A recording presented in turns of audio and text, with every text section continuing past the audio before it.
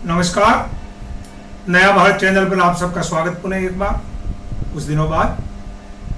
बंधुओं, आज एक ऐसा सब्जेक्ट, ऐसा विषय लेकर आया हूं जो हमारी जिंदगी के लिए एक बहुत बड़ा सीखने लायक सबक है। और विषय है मेरा, महाभारत के एक पात्र दुर्योधन की सबसे बड़ी कौन सी कमी थी।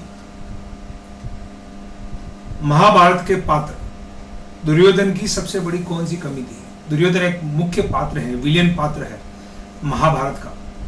बंधुओं, इस लॉकडाउन काल में दूरदर्शन पर रामानंद सागर का महाभारत सीरियल का दूसरा दौर भी समाप्ति की ओर है। लगभग 1-2 दिन में समाप्त हो जाएगा।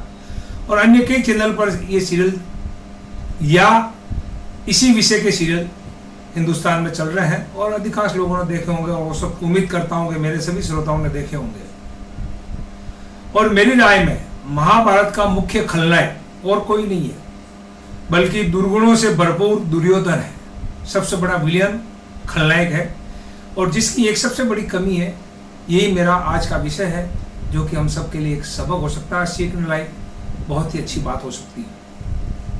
कुछ वर्षों पहले श्रीमद् भागवत गीता के एक प्रवचन के दौरान एक बड़े नामचीन संत महात्मा ने प्रसंगवश बताया था कि दुर्योधन के दुर्गुणों की लंबी सूची बनाई जा सकती है, लेकिन उसकी एक कमी ऐसी है जिसकी चर्चा ज्यादा नहीं होती है, लेकिन यह कमी वर्तमान में भी मानव मात्र के लिए सबक है। और उसके बाद उन महात्मा जी ने उस कमी पर विस्तार से विश्लेषण कर श्रोताओं को समझाने का प्रयास किया कि दुर्योधन की वो कौन सी सबसे बड़ी कमी है जो आज भी मानव मात्र के लिए सबक है। यह विषय उन्होंने उठाया था और वो मुझे काफी दिनों बाद मेरे जहन में आया, तो मैं आपके सामने रख रहा हूं।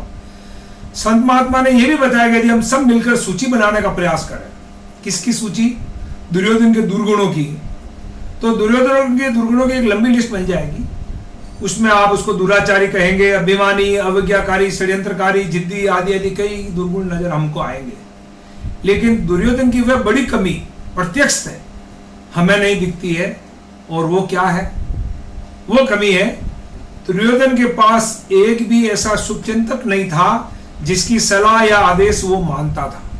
पुनः बोल रहा हूं, बहुत गंभीर विषय है। दुर्योधन के पास एक भी ऐसा शुभचिंतक नहीं था जिसकी सलाह या आदेश को वो मानता था।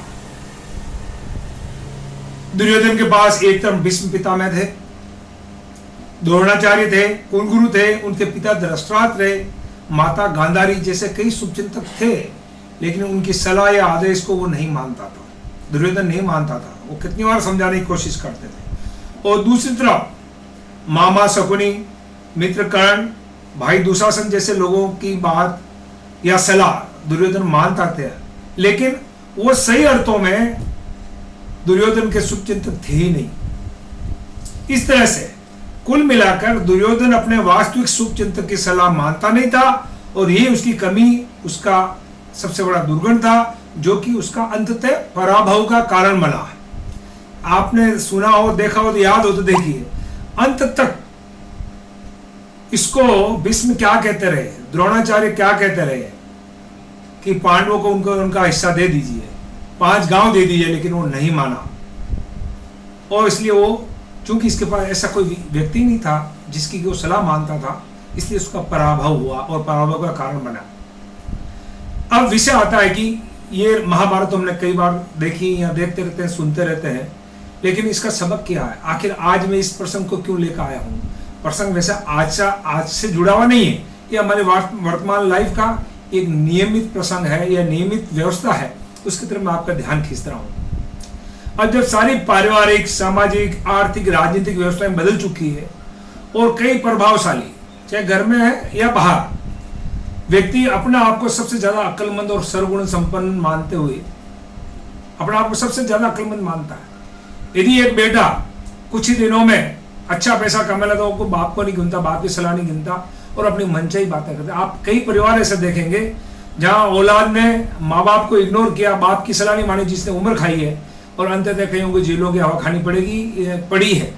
ये व्यवस्था क्यों हुई? क्योंकि उन्होंने अपने से बड़ों की, अपने शुभचिंतकों की सलाह नहीं मानी, या उनके पास ऐसा व्यक्ति था ही नहीं जिसकी सलाह माने। इसलिए कई प्रभावशाली व्यक्ति अपने आप को सबसे ज्यादा अक्लमंद और सर्वगुण संपन्न मानते हुए बेरोकटोक उल्टे और सीधे निर्णय लेते हैं कुछ भी निर्णय लेते हैं क्योंकि वो अपना आप को ज्ञानी मानते हैं, और इससे अपने परिजनों से किसी भी व्यक्ति की सलाह नहीं मानता। परिजन से मेरा मतलब परिवार का चाहे मुखिया पिताजी हो, आप स्वयं, आपकी बीवी हो सकती है, आपका हस्बैंड हो सकता है, आपका बेटा हो सकता है, आपके मित्र हो सकते हैं, ऐसा कोई भी व्यक्ति हो सकता है जिसकी वो सलाह नहीं मान देते, जिससे कभी कभी भविष्य अंधकारमय हो जाता है और उससे बहुत बड़ा पारिवारिक, सामाजिक, आर्थिक और राजनीतिक नुकसान हो जाता है यदि हमारे पास या किसी व्यक्ति के पास वास्तविक शुभचिंतक नहीं हो जिसकी की वो सलाह मानता हो।